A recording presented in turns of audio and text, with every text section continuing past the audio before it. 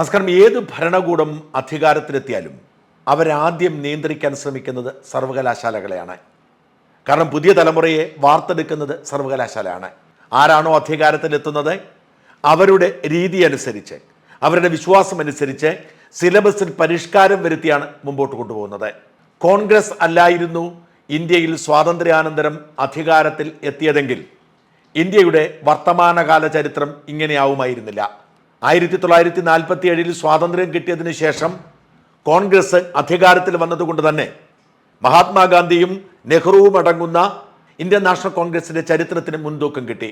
അതേസമയം ഇന്ത്യൻ സ്വാതന്ത്ര്യ സമരത്തിലെ ഹിന്ദു മുസ്ലിം ഇടത് പാരമ്പര്യമൊക്കെ വിസ്മരിക്കപ്പെട്ടു. കമ്മ്യൂണിസ്റ്റ് പാർട്ടി അധികാരത്തിൽ ഇരുന്നിടത്തൊക്കെ അവർ സിലബസുകളിൽ ഉൾപ്പെടുത്തിയത് അവരുടേതായ പുരോഗമന നവോത്ഥാന പാഠപുസ്തകങ്ങളാണ്. അതുകൊണ്ട് തന്നെ കേരളത്തിലെ വിദ്യാഭ്യാസ സമ്പ്രദായം ഇടത് ആശയത്തിന്റെ സ്വാധീന വലയത്തിൽ തന്നെ മുമ്പോട്ട് പോകുന്നു. അതിനപ്പുറത്തേക്ക് സർവകലാശാലകളെ നിയന്ത്രിക്കാനുള്ള ആഗ്രഹം ഭരണാധികാരികൾക്കുണ്ടാവുന്നത് അവർക്ക് വേണ്ടപ്പെട്ടവരെ തിരികെ കയറ്റുക എന്ന ലക്ഷ്യത്തിലാണ്. രാഷ്ട്രീയക്കാർ അവരുടെ ബന്ധുക്കളെയാണ് പലപ്പോഴും ഏറ്റവും അധികം ശമ്പളം കൈപ്പറ്റുന്ന കോളേജ് അധ്യാപക, യൂണിവേഴ്സിറ്റി അധ്യാപക തസ്തികകളിലേക്ക് കയറ്റുന്നത്. അത് ദേവസ്വം ബോർഡിന്റെ രൂപത്തിലാണെങ്കിലും സർവകലാശാലകളിലെ നിയമനങ്ങളുടെ കാര്യത്തിലാണെങ്കിലും അങ്ങനെ തന്നെ. എന്നാൽ പിണറായി ഭരിക്കുമ്പോൾ ഇനി ഇതൊക്കെ ചെയ്യുന്നത് RSSകാരാണെങ്കിലോ അതിനുള്ള സാഹചര്യമാണ് ഇപ്പോൾ തെളിഞ്ഞു വരുന്നത്. സിലബസ് തയ്യാറാക്കുന്നതും യൂണിവേഴ്സിറ്റിയെ ഭരിക്കുന്നതും നിയമന കാര്യങ്ങളിൽ ഇടപെടുന്നതുമൊക്കെ RSS ആകുമെന്ന് ഏതാണ്ട് ഉറപ്പായിരിക്കുന്നു. സർവകലാശാലകളിലെ വൈസ് ചാൻസലർ നിയമനത്തിൽ ഇതുവരെ ഉണ്ടായിരുന്ന അതേ നിയമം തന്നെ ഇപ്പോഴും തുടരുമ്പോഴും ഇതുവരെ ഉണ്ടായിരുന്ന പഴുത് ആദ്യമായി ഉപയോഗിക്കപ്പെടാൻ തുടങ്ങിയതോടെയാണ് ഈ സ്ഥിതിവിശേഷം ഉണ്ടായത്. സർവകലാശാലകളുടെ നിയന്ത്രണം വൈസ് ചാൻസലർമാർക്കാണ്. വൈസ് ചാൻസലർമാരെ നിയമിക്കേണ്ടത് ഒരു സെർച്ച് കമ്മിറ്റിയാണ്.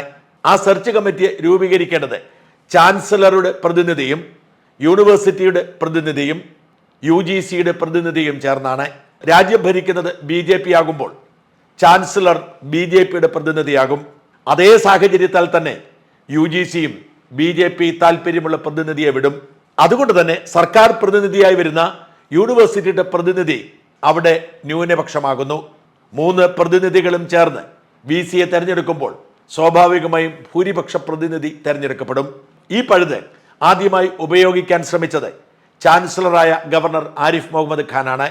അപകടം മനസ്സിലാക്കി ചാൻസലർമാരെ നിയമിക്കുന്ന നിയമം തന്നെ മാറ്റാൻ പിണറായി സർക്കാർ തീരുമാനിക്കുന്നു. ചാൻസലറെ പുറത്താക്കി ഓരോ സർവകലാശാലയ്ക്കും പ്രത്യേക ചാൻസലർ എന്ന തരത്തിൽ അവർ നിയമം കൊണ്ടുവരുന്നു. അത് കേരളത്തിനുണ്ടാക്കുന്ന സാമ്പത്തിക ആഘാതം അവർ ഗൗനിച്ചേയില്ല. വൈസ് ചാൻസലർമാരാണ് യൂണിവേഴ്സിറ്റി ഭരണം നിർവഹിക്കുന്നത്. അവർക്ക് മുകളിൽ ചാൻസലർ ആലങ്കാരിക പദവിയിൽ ഇരിക്കുന്നു മാത്രം. ചാൻസലർക്ക് പ്രത്യേകം ശമ്പളമോ ആനുകൂല്യമോ കൊടുക്കേണ്ടതില്ല. വൈസ് ചാൻസലർക്ക് പുറമെ ചാൻസലറെ കൂടി ഓരോ യൂണിവേഴ്സിറ്റിയും നിയമിച്ചാൽ അവർക്ക് പ്രത്യേക ഓഫീസും ശമ്പളവും കൊടുക്കണം. പ്രതിമാസം 2 ലക്ഷം രൂപയാണ് അങ്ങനെ നിയമിക്കപ്പെട്ട ആദ്യ ചാൻസലറായ മല്ലിക സാരാഭായിക്ക് കലാമണ്ഡലം കൽപ്പിത സർവകലാശാല കൊടുക്കുന്നത്. എന്നാൽ ഈ പുതിയ നിയമപരിഷ്കാരം ഗവർണർ ഒപ്പിട്ടില്ല. ഗവർണർ അത് രാഷ്ട്രപതിക്ക് അയച്ചു. രാഷ്ട്രപതി കമാന്നൊരക്ഷരം പറഞ്ഞിട്ടില്ല. രാഷ്ട്രപതിക്കെതിരെ കേസ് കൊടുക്കാൻ കഴിയാത്തതുകൊണ്ട് ഗവർണർക്കെതിരെ കേസ് കൊടുത്ത് കാത്തിരിക്കുകയാണ് ഇടത് സർക്കാർ. അതുകൊണ്ട് തന്നെ ഇപ്പോഴും ഗവർണറായ ചാൻസലർക്കാണ് അധികാരം. ഗവർണറാണ് സെർച്ച് കമ്മിറ്റിയെ തെരഞ്ഞെടുക്കാനുള്ള വിജ്ഞാപനം പുറപ്പെടുവിക്കേണ്ടത്. അങ്ങനെ വിജ്ഞാപനം പുറപ്പെടുവിച്ചു. UGCയും ചാൻസലറും പ്രതിനിധികളെ നിശ്ചയിച്ചു. എന്നാൽ സർവകലാശാലകൾ സർക്കാരിന്റെ സമ്മർദ്ദത്തെ തുടർന്ന് അതിന് വിസമ്മതിച്ചു. അതോടെ കഴിഞ്ഞ 3 വർഷമായി കേരളത്തിലെ പല സർവകലാശാലകളിലും വൈസ് ചാൻസലർമാരില്ല. യൂണിവേഴ്സിറ്റിയുടെ പ്രതിനിധികളില്ലാതെ ഗവർണർ സെർച്ച് കമ്മിറ്റി ഉണ്ടാക്കിയെങ്കിലും കോടതി അത് റദ്ദ് ചെയ്തു. കഴിഞ്ഞ 2 വർഷത്തിലധികമായി പല സർവകലാശാലകളും നാഥനില്ലാ കളരിയിലാണ്. ചിലയിടത്തൊക്കെ താൽക്കാലിക VCമാരുണ്ടെങ്കിലും ഭരണം അവതാളത്തിൽ തന്നെ. ഒടുവിൽ കേരള സർവകലാശാല VC നിയമനം കോടതിയിലെത്തുന്നു. കോടതി പറയുന്നത് പോലെ സെർച്ച് കമ്മിറ്റി ഉണ്ടാക്കാം, പക്ഷേ സർവകലാശാല സഹകരിക്കുന്നില്ല. അതുകൊണ്ട് അതിനൊരു പരിഹാരമുണ്ടാക്കണം എന്ന് ചാൻസലർ കോടതിയിൽ ആവശ്യപ്പെടുന്നു. സർവകലാശാലയോട് എത്രയും വേഗം പ്രതിനിധിയെ കൊടുക്കാൻ കോടതി ഉത്തരവിടുന്നു. എന്നാൽ സർവകലാശാല സെനറ്റ് യോഗം ചേർന്ന് പ്രതിനിധിയെ കൊടുക്കേണ്ട എന്ന് തീരുമാനിക്കുന്നു. അനിശ്ചിതത്വം മുമ്പോട്ട് പോകുന്നു. 6 തവണയാണ് കേരള സർവകലാശാലയിലേക്ക് കത്തയച്ചത് ചാൻസലർ പ്രതിനിധിയെ ചോദിച്ചേ. പക്ഷെ അവർ പ്രതിനിധിയെ കൊടുത്തില്ല. ഇങ്ങനെ എങ്ങനെ മുമ്പോട്ട് പോകാൻ കഴിയും? കോടതി പ്രതിനിധിയെ കൊടുക്കാൻ പറഞ്ഞിട്ടും കൊടുത്തില്ല. ചാൻസലർ കത്തയച്ചിട്ടും കൊടുത്തില്ല. പരമാവധി ശ്രമിച്ചു എന്ന് രേഖയുണ്ടാക്കിയാണ് ഇപ്പോൾ ഗവർണർ 6 സർവകലാശാലകളിലെ സെർച്ച് കമ്മിറ്റി രൂപീകരിക്കാൻ വിജ്ഞാപനമിറക്കിയത്.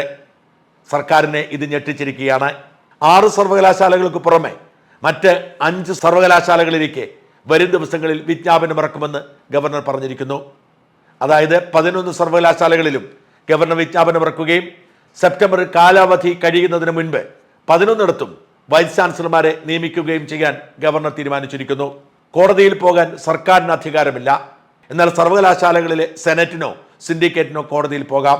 അങ്ങനെയാണ് കേരള സർവകലാശാലയുടെ സെനറ്റ് നേരത്തെ ഗവർണർക്കെതിരെ കോടതിയിൽ പോയത്.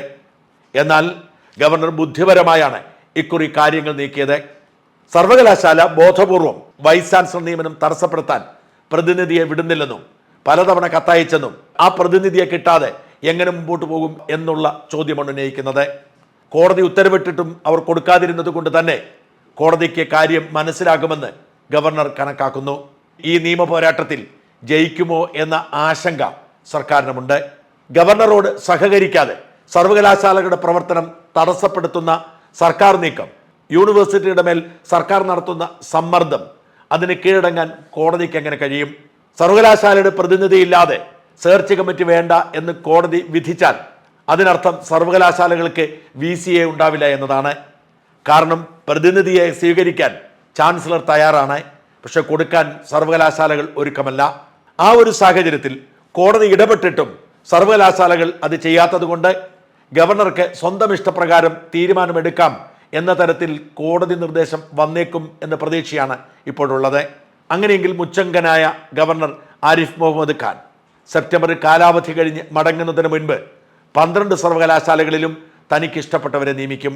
സർക്കാരിൻ്റെ പ്രതിനിധി എതിർക്കാൻ പോലും ഇല്ലാതെ വരുമ്പോൾ സ്വാഭാവികമായും RSSന് താല്പര്യമുള്ളവരായിരിക്കും വൈസ് ചാൻസലർമാരായി വരുന്നത്.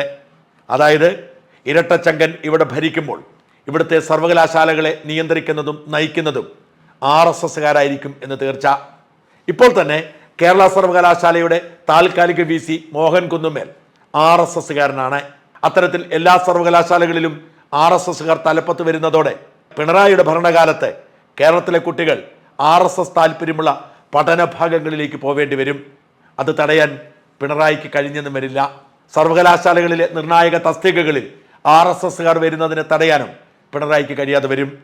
പിടിവാശി കൊണ്ട് ഒരു ഗുണവുമില്ല.